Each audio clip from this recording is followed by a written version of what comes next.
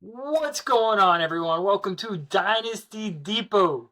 We're in today's shipment 7, talking about NFL Week 12. We have a lot to go into. I'm your host, Andrew, and my co-host, Ryan, right here. Busy weekend in the NFL, Ryan. A lot of stuff happened, a lot of stuff fantasy related. Here at Dynasty Depot, we care about defense because defense matters when it comes to Dynasty Depot, when it comes to fantasy football. I think everyone should be in a defensive league to some extent and have those players on your roster. However, they don't, and that's our mission, is to try to change that. But crazy week in NFL Week 12, and a lot of stuff happened. Your Bucks dominated the Giants. My There's, Packers dominated the Niners. I think we both played beat up teams, but I think we're both pretty happy. I know I've won in my leagues this week. I don't know about you. I did. I pulled out a win. I think I'm 4-8 now. Man, it's just an underperforming team. They'll be better.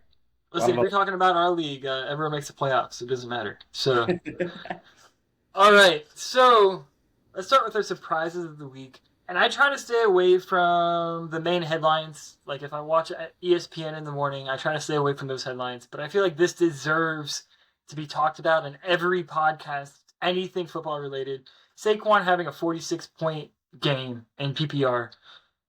Two tutties, over 300 total yards, 255 on the ground, 47 receiving on 4 receptions, and two tutties on the ground. Absolutely amazing. I know we talked about this before this podcast, but we were both lower on Saquon going into the season, and the fact that he's stepped up his game like this is actually insane. I don't think anyone expected this level of production from him. And yes, this is an outlier game, but he's been consistent all season. It's just been absolutely amazing to watch.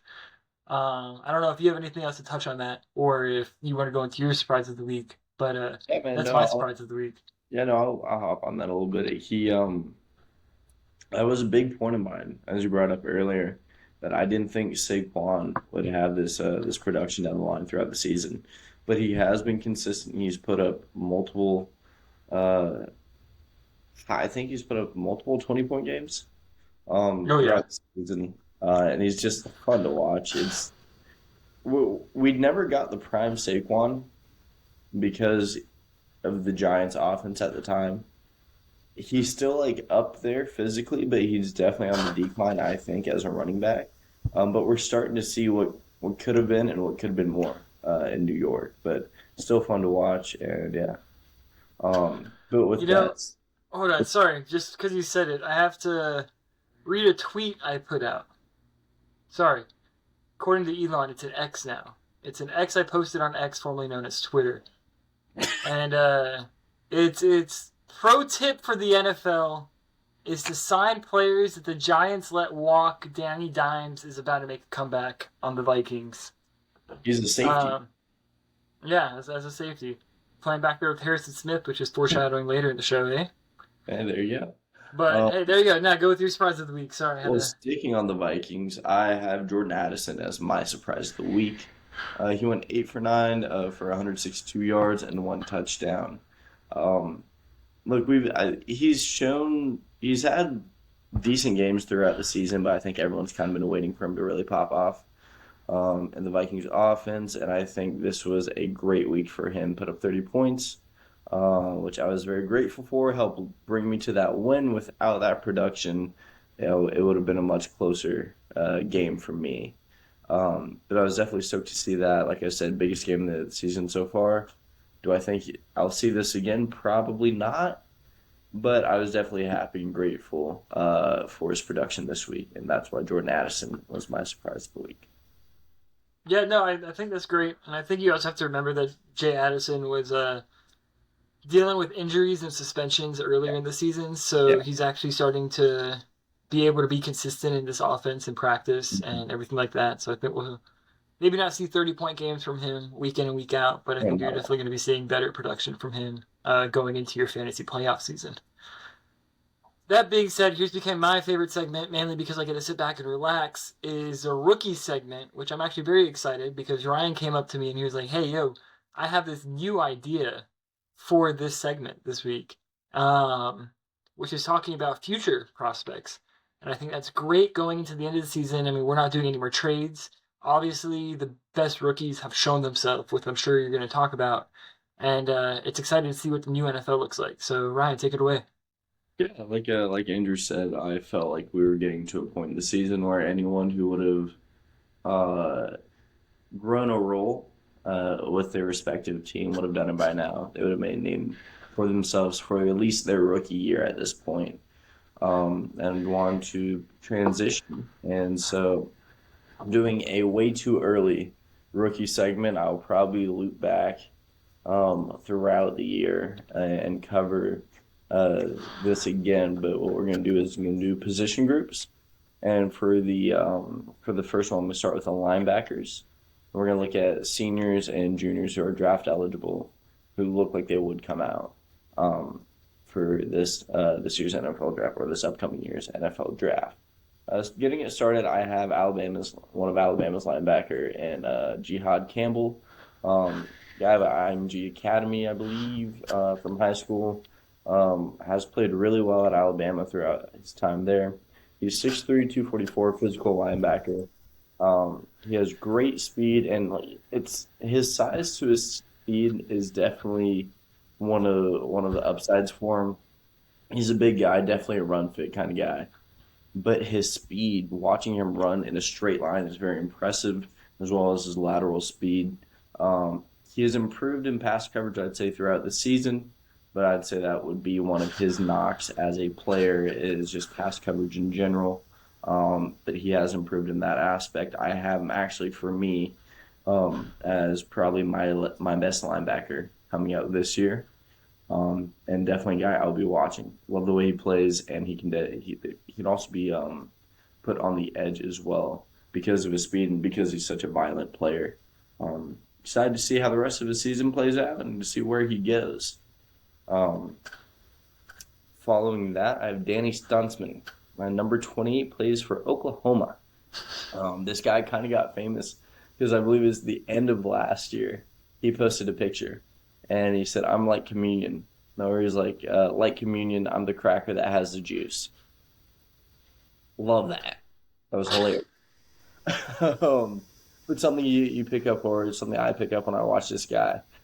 He has great lateral movement, can really get side to side, and has really good pass coverage skills. His size, I believe they have him at 6'2", 240. I'd say 240 is a little bit generous. If you look at him, I wouldn't say he passes that eye test, but it's what Oklahoma has him listed as.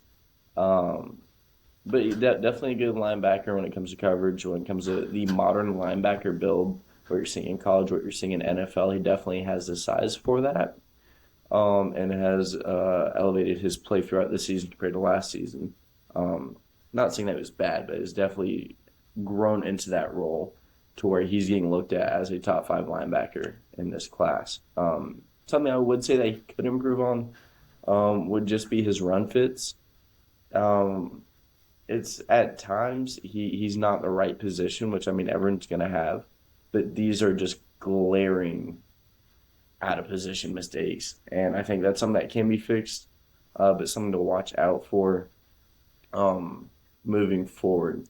So if you're looking to pick up a linebacker this year, those are 2 guys, and then I'm going to come with my last one with Jay Higgins, is a linebacker out of Iowa.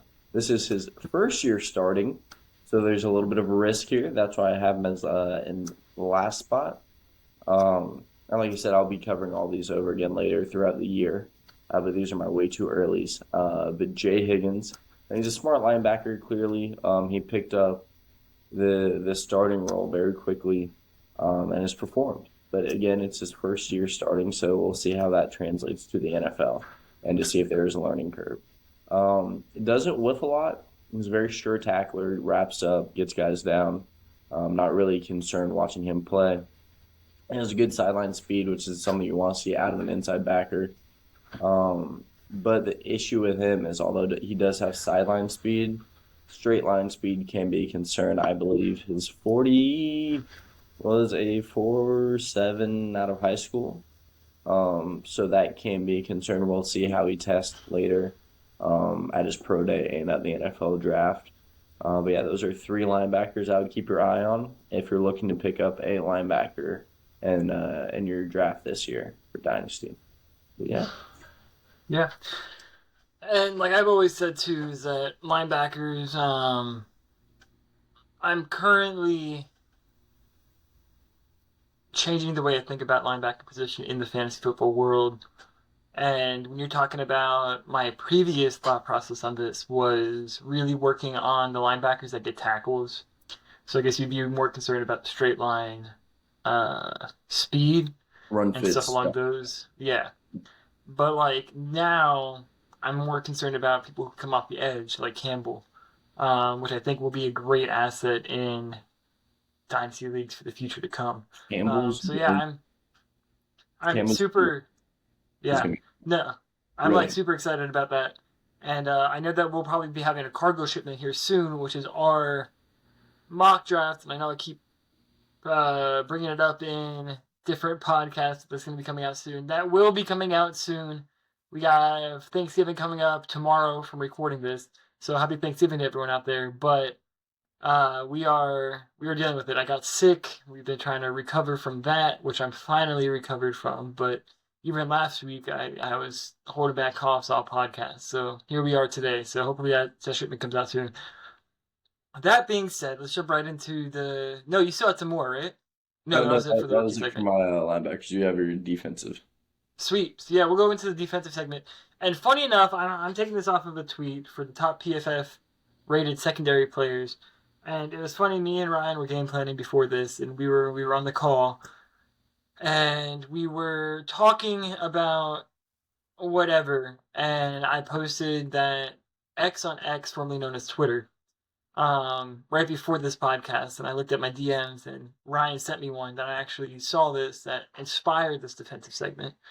But the top three rated secondary players, and then correlating them to their fantasy production, which I think is very telling. Because I always talk about people on the island about how you want to stay away from them. So I just want to show you how like the PFF grading system can also value you in fantasy football. So we're looking at the top three. We're looking at Cooper DeJean, Riley Moss on I believe that's Denver, and then Harrison Smith on Minnesota. So Cooper DeJean is the highest rated secondary player. He's averaging 7 to 8 points a league, or 7 to 8 points a game in fantasy football this year, which is actually a pretty substantial thing for especially your corners. Some of that's not going to be looking at the quarterback, and they have the boom potential in the sense of an IDP touchdown or an interception.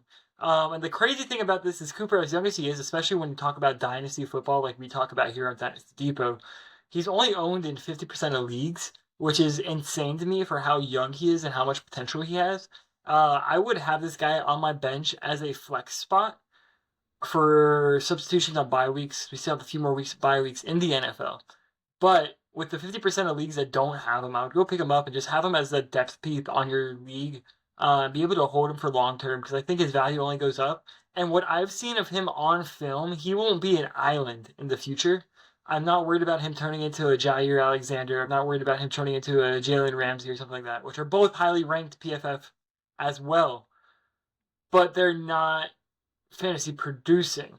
Cooper DeJean is one of the ones that I think will be producing for a while, just because he does play outside. He can play that safety role too if they need that help back there. So I like Cooper DeJean in general. Riley Moss, kind of the same thing. I mean, you have Patrick Surtain on this team, and when you have Patrick Surtain, he's going to be an island, so their CB2 is going to be getting all the looks, and Riley Moss has looked great. You can't create two islands on defense. That's just not possible with how NFL offenses work. So someone has to get the targets, and I'm not going to be throwing this ball to Patrick Surtain.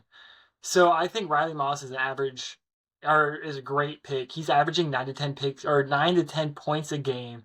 He actually has a couple booms where he's had 30 plus points based off of interceptions alone, which is insane to me. And then the most insane thing is I believe he's a rookie. If not, he's a young player. He's only owned in 26% of leagues, which same argument as Cooper DeJean. I don't know why more people don't have him on roster as a depth piece, as a CB that averages 9 to 10 points a game. That's what you want. And that's not like an averaging of like his 30 point games and 0 point games. That's like mostly 7, 8, 9 point games with his occasional boom. There is a ceiling of very high and a floor of average. So I don't know why this guy, Riley Moss, is not rostered on more leagues in defensive fantasy football. Harrison Smith is a tried and true CB2, not CB, he's a safety, but DB. Harrison Smith has been someone that we've talked about for ages. I feel like I've grown up watching him, and I'm only 24, which is probably true. He probably has been in the season for 14, 15 years. But he's still averaging 10 points a game, which is insane for his age. And he's only owned in 36% of leagues, which I understand that some of these are redraft leagues, but the fact that he's on there is actually insane. And then Harrison Smith just, I mean, when you talk about old reliable, Harrison Smith should come up to your thing. You should be looking at Harrison Smith and Keenan Allen when you talk about old reliable in fantasy football. So that's my defensive segment of the week. A little bit different than what I usually do. I usually talk about certain positions, but that's kind of where I am in this week. And yeah, man, I think it's a fun time to be in defensive fantasy football right now, and I think it's very interesting to look at that PFF grading, especially with how much PFF grading is judged in today's world about how good or how bad it is. So yeah, that is my defensive segment. I don't know if you have anything to tag along with that, Ryan. No, man. I covered a lot of defense in the rookie, so I didn't want to lay it all on and do a full defensive segment or episode. So ready to move on to start and sit. Sweet. Yeah, sorry, that was a lot of defense, but hey, here at Dynasty Depot, we care about defense. Defense matters. So now here we are in start and sit. This is where we usually do our trades or our targets or trying to sell or keep trade fleas. We have had many segments here that we like doing and flipping them in and out. But with almost all trade deadlines done, we're going through start and sit in with some interesting conversations. And I made this one specifically for Ryan. But I feel like this is something that a lot of people are running into. Is start sit. We're going to do running backs and QBs today. So running backs is Bucky Irvin versus Chuba Hubbard. They're playing each other. It's Bucks versus Panthers. Panthers looked good last week. Bucks looked good last week. Who are you taking? Bucky Irvin, Chuba Hubbard. For anyone at home who's been watching, I wouldn't be surprised with my pick. I am picking Bucky Irving. Why am I doing that? Well, the Panthers have the weakest run defense over the last 5 weeks, coupled with Bucky really growing. Not growing. I mean, at this point in the time, he's really just been one of the guys. He's, I believe, the second highest rookie running back with 100 or 831 yards from scrimmage this year. And the Bucks defense, I mean, I think we're 17th overall in points given up to the run throughout the year to running backs. But last week they played a really solid game. I believe they only had 4 missed tackles. And they held the Giants to 7 points. Is that saying a lot? That's the Giants. Sorry, Tone. But no, I mean, I think when you're looking at this matchup, I think Bucky has a higher boom potential. I think he's getting a lot more carries and a lot more like carries than Chuba. But in the offense right now with Rashad White, his role has grown throughout the season, and they're really starting to rely on Bucky and seeing the playmaker he is, coupled with the fact that our defense, or the Buccaneers defense, they improved last week, and they're looking to improve on the following week, or this upcoming week, and the Panthers defense is not improving when it comes to run offense or run defense. I think they're both really good picks if you have them, but if you're split between the two, I'm picking Bucky. See, I'm actually going to go with the other side of the coin on this one. I'm actually going to be starting Chuba over Bucky. And that's specifically because I do feel like this Panthers offense is starting to heat up. And whether or not it was the Panthers organization that set up a hit on the Red Rocket Andy Dalton to be able to give Bryce Young his starting position back, I think that after Bryce has been back, he has actually started to look like a competent QB. I'm not going to say a good QB, but a competent QB to be able to run this offense the way it is, which is a very bare bones offense. And I'm not going to say that they're going to be putting up lights out against the Bucks, but I do think that Chuba, being the safety goat that he is, as a pass catching RB, can be a good potential for fantasy points and fantasy production in this week's league. I mean, you're talking about a 21 point coming off the Saints, which I gauge the Saints and the Bucks defense is pretty similar when it comes to run defense. The Giants 24, like you said, it's the Giants. They're a dysfunctional organization right now, but so is the Panthers. So the fact that they're able to get 25 points says something. They had the bye week, and then he had 15 points against the Chiefs. Going into this week in Tampa Bay, I am high on Chuba. I think I've talked about this before, and I think that Chuba, I don't understand why he got the extension that he did. I don't understand why they gave him the long-term extension there in Carolina. But that being said, because you pay someone that kind of money mid-season, you're going to use them, which is just fantasy points, especially if you're in a deeper league. This is like a great RB2 or a flex position, depending on how deep your league is. And I think that both of these, Bucky Irving and Chuba, you're going to be looking at your flex or your RB2. And I feel like that's a great way to go into it is Bryce Young, a young quarterback that's starting to learn the NFL, having a scapegoat, a safety valve in Chuba Hubbard in the flats, and also someone that they're going to be giving looks because he's getting paid is a great person to have on there. Whereas Bucky Irvin seems to be still sharing the backfield. I think there's 4 different running backs that scored against the Giants. Like, that's scary to me about seeing who will get those points on the Buccaneers. I understand there's a blowout, so they're giving some younger guys the looks. But that's still the fact that 4 different running backs scored, which definitely starts leading about how they're trying to develop their running backs. I feel like if it's a short game, you're going to be playing Bucky as your RB2, your potential RB1, just to give him more looks and more feel of the NFL. And they weren't necessarily doing that. So I'm excited to see what Bucky Irving has in the past. But when you're talking about week 13 in the NFL, I'm going to be doing Chuba over Bucky. It's just kind of my look at it. I'll ask you this question. Who do you have winning the game? I think that the Panthers can pull this one out. Not going to lie. And the Bucks are my second team. Bucks are my hometown team. I grew up watching them as well and going to their stadiums. But it was Well, I think that this Panthers team could pull an upset here. And are they playing in Tampa or are they playing in North Carolina? I do not know. Let me check there. That doesn't change my opinion, but I think that the Panthers can pull this one out.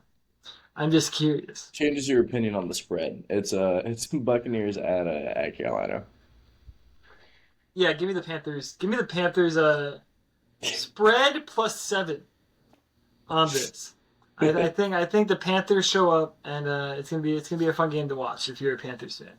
All Not a right. fun game to watch if you're a Bucks fan, but I love Baker. I love Mike Evans. I love that team, but I think that these Panthers are hot coming off of the Chiefs' loss, and I think that they're hungry for a win right now. All So right. I'll ask you one more question before we move on to our second start. So was that Bryce Young little segment you did right there? Was that a little foreshadowing?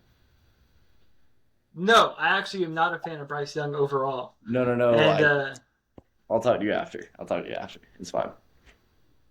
okay, I'll talk to you. cool.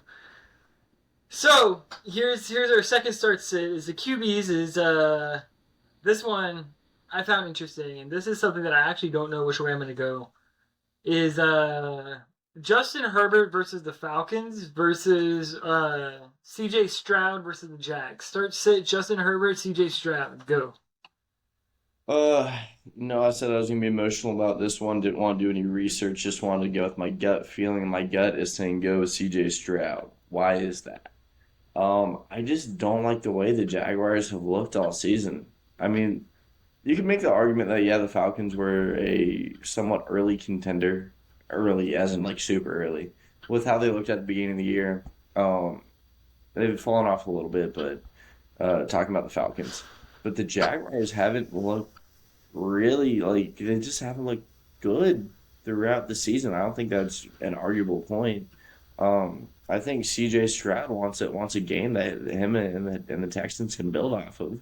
I think we're going to see that with the Jaguars. I think they're going to bully the crap out of the Jags. I think it's a home game from what you put down. Um, yeah, I'm taking CJ. Not to say that Justin again probably gonna be another good option versus the Falcons.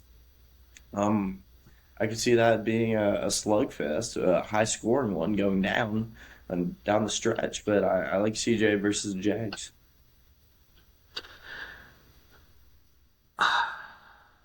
I'm torn on this one. I really am. And I think if it was last year, CJ Stroud, I go CJ Stroud without a question. Yeah. Herbie's been great, and I think I'm leaning towards Herbie on this one for one reason and one reason only, and that's because J.K. Dobbins is probably not going to be playing. So this is a very run first offense with Justin Herbert slinging it at a play action. And I don't feel like the play action is going to be set up like they have been in the past. JK's not out long term. So I think this is a short scheme change for Harbaugh and the Chargers offense, coming out of playing his brother in Baltimore. But I think Justin's going to be able to sling it. He's been producing high value fantasy here in the last couple of weeks against high value defenses. And I think the fact that JK's not there, he's going to be passing the ball more. And as long as he has a receiver like Quentin Johnson that doesn't drop 6 balls in a game and put up a goose egg, I think that Justin Herbert has a great game. He had, what's his name? Number 5 on, I can't remember his name right now. Number 5 on the Chargers had a great game, which was a surprise, especially since Quentin Johnson didn't have a good game. And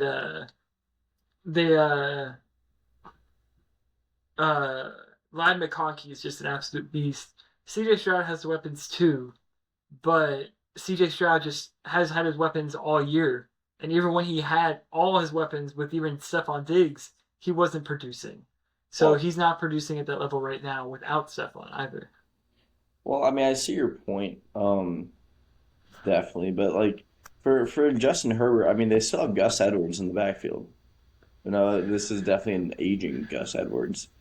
Um, I still think that's a serviceable running back there. It's not J.K. Dobbins, but I do think Gus Edwards can get more touches than what you're giving like right now.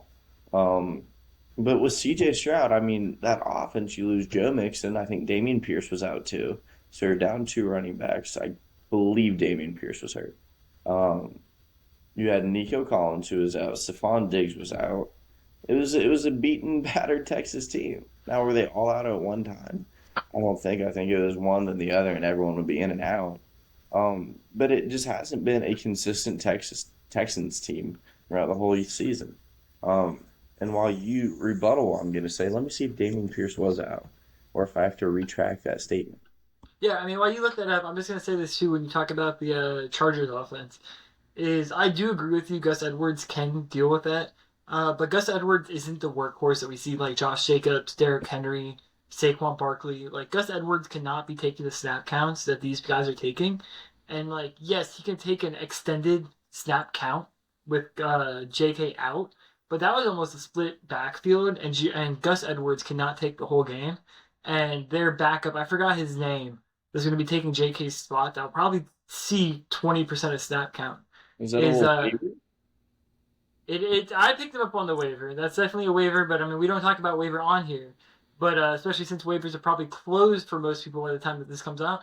But I definitely picked him up as a JK owner to get that kind of like security blanket, especially since I have JK and Brian Robinson, which we're not talking about Brian Robinson today, but his injury is definitely concerning. He's not going to be out, I believe, but he's definitely not going to be at 100% and not see his 100% snap count. That being said, Eckler's out too, so I mean, we'll see what happens in the backfield in Washington. Which, by the way, side note, I'm just going to say this once, we're just going to move on, is I did see that they are in talks about renaming this team back to the Redskins. So, I know a lot of NFL fans that are excited about that, but that's besides the point.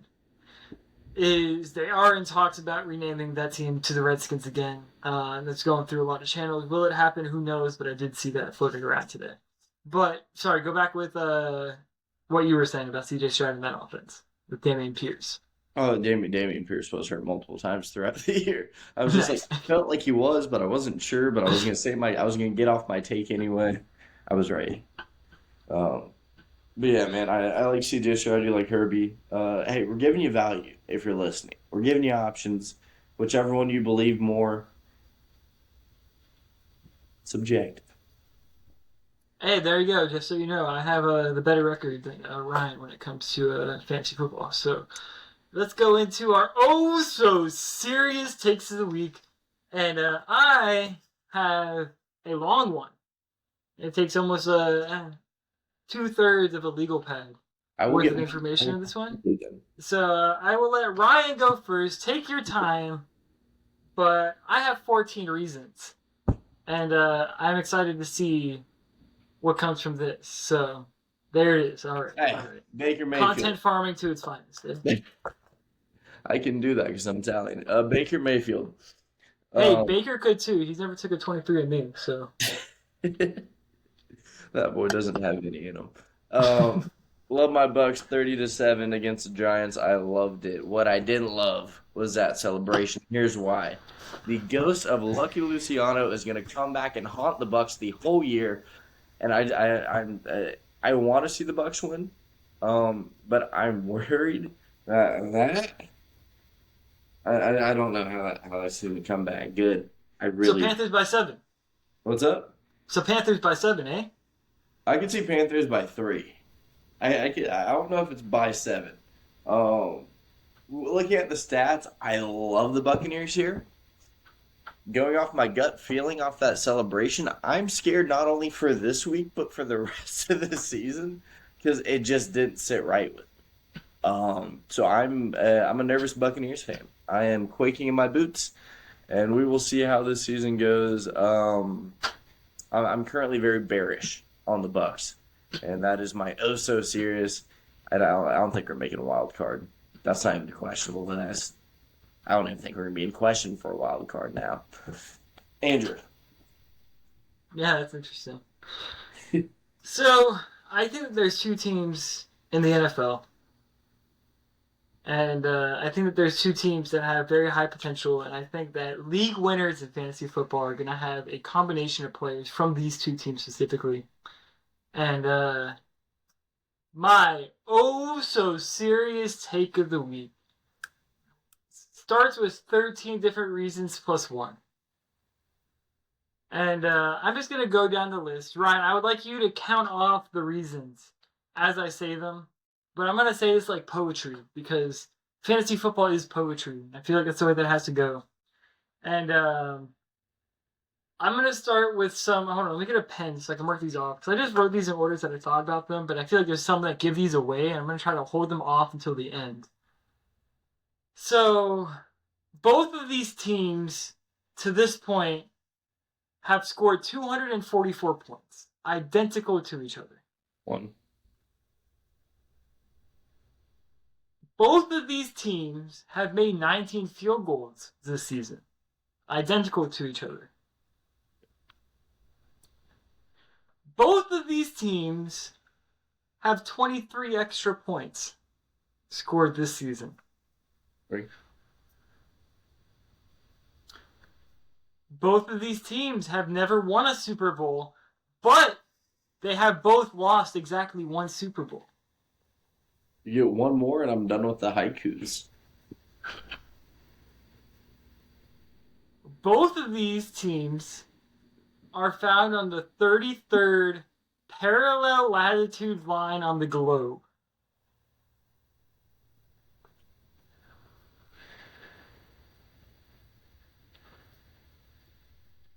Both of these teams are in the NFC.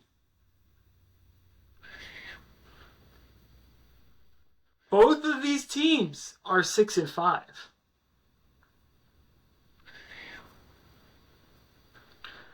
Both of these teams' head coaches played safety in college. It's just so many similarities between these 2 teams, man. It's actually kind of crazy. What's number 9? Both QBs start with a K. Their first names start with a K. Both of these teams are red as their primary color. Both of these teams are birds. And both of these teams have their bird logo facing the right side. Both of these teams are from a place in their name that starts with A. You have the Atlanta Falcons and the Arizona Cardinals. What's the take, man? I'm at the edge of my seat. That is 13 reasons why these teams are so similar. And the 14th reason why these teams are so similar is because both of these teams are littered with people on their team that are going to be league winners in fantasy football. You have your tight ends with McBride and Pitts. McBride being the number 3 tight end, and Pitts being 11 while they're in the hunt for a broken NFC South division with maybe the Panthers on the rise, which is crazy to say. McBride's owned in 98% of teams, or 98% of leagues, and Pitts is owned in 99% of leagues. And yes, I know people have the pearls with Pitts in the past of having all these drops and all that stuff. It's a different team. This is Kirk Cousins-led team. And Kirk Cousins knows how to play in primetime now. Primetime Kirk, give me more of that. You like that? I like that. I know I like that. So, I'm going to be going with Pitts going into the future. You're talking about this wide receiver core of Drake London, number 7 wide receiver on the, overall right now. You have Marvin Harrison Jr., future prospect for this too. So is Drake London. And Marvin Harrison scoring points. Michael Wilson and Ray McLeod as wide receiver 2s on these teams is insane when you talk about a PPR monster, a PPR bandit. And then you're talking about this running back class that might be the most stacked running back class ever.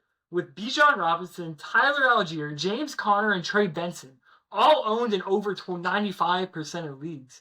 And they are all PPR monsters. And then forget about Kyler Murray, which starts with a K. And then you also have Kirk Cousins, which starts with a K. That's an absolutely stacked fantasy league for this. And forget about their defenses, man. Their defenses and their secondary get the looks. When you're talking about fantasy football, you need looks. You don't need shutdowns. You need looks. And they get the looks because these are going to be shootout games for the rest of the year. That is my so-serious take of the week. Yeah, that was pretty solid at the beginning of the episode. Of course, Andrew and I talked before the show. And I thought he was leaning more towards talking about giving some younger QBs some time to sit with how you talked about Bryce. Younger QBs time to learn, and there's a couple throughout the league who are experiencing that. But I was not expecting the Kirko or the Kyler reference. Dude, that was nice. Dude, it was crazy to me doing the research behind this that they're both in the 33rd parallel. That is an insane stat that I just had to throw in there too, eh? So Andrew, we roughly talk about our oh so serious because we like to surprise each other too to get a live reaction. And he goes, all I'm telling you is both of these takes are on the 33rd parallel. That's false. I'm actually going to tell you how this exactly happened, and then I'm going to wrap up the episode. Dude. I was saying that I had 13 reasons about these two teams going together, and then Ryan jokingly said the 38th parallel, and I was like, no, it's actually the 33rd parallel. And went with it that way. It's close enough, dude. That's a B plus. That's a passing close enough score, dude. Give me that. But all right, guys, thank you guys for listening to this episode of Dynasty Depot. We always are very thankful that you listen to us on your commute, on your morning breakfast, having a coffee, or maybe you're winding down at the end of the day, having some drinks, looking at those waiver wires, or trying to figure out what to do with your lineup. Follow us we're on X, formerly known as Twitter, at Dynasty Depot. We're on Instagram. We are on YouTube. And right now we're having problems with our Spotify, but we are on Spotify, all at Dynasty Depot. And go follow us there. Go follow us. Give us an email at dynastydepotcast@gmail.com. And yeah, man, go bother Kilger, one of our former hosts on this show, and he runs some stuff in the background now. But go bother him on Twitter, and go comment on some of our posts, and go give him a hard time. Say Andrew sent him. So with that, guys, you guys have a beautiful rest of your week, and we will catch you in the next one. Thank you. Peace. Happy Thanksgiving. Happy Thanksgiving, guys.